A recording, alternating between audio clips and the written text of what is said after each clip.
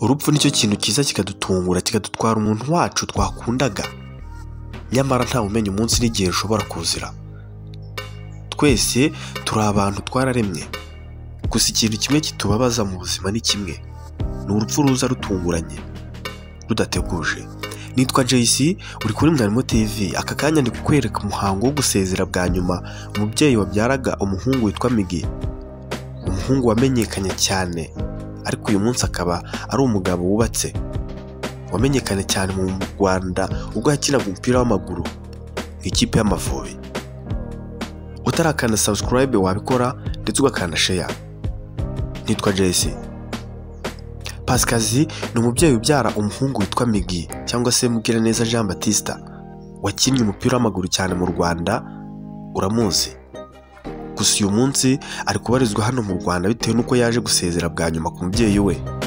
Pasikazi bandirimba ko uyu nguyu yatabarutse ku itariki ya mbere z'ukwa 11 umwaka wa 2021, asezerwaho bwa nyuma ku itariki 4 z'ukwezi kwa 11 umwaka wa 2021.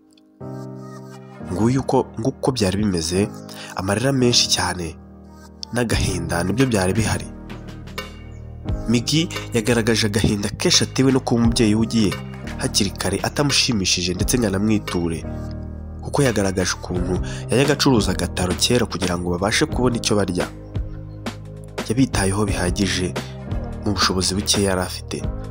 Migi yagaragaje agahinda gakomeye atewe no kuba abuze umubyeyi we hakiri kare atamwitayeho ngo anamushimishe. Ati nicyo gihe wari ugeze kugira ngo uruhuke imiruho yose waba warahuye nayo mu gihe watwitagaho. Mugiraneza Jean Baptiste ndetse n'umufasha we bagaragaje amarira menshi cyane batewe n'iki gikorwa, ndetse batewe n'urupfu ruje rutunguranye rugatwara umubyeyi wabo. Migi, wihangane, nta kundi mu buzima bibaho. Pasikazi bandirimba ko yari umubyeyi ushimishije, yari umubyeyi wubaha kandi wita ku be ndetse akita no ku muryango nyarwanda. Mugiraneza Jean Baptiste uyu munsi ari gukinira ikipe yo muri Tanzania, ari mu Rwanda mu gikorwa cyo gusezera bwa nyuma ku mubyeyi we. Nitwa JC, komeza ukande subscribe niba utarabikoze ndetse ukande share. Nguko uko byari bimeze.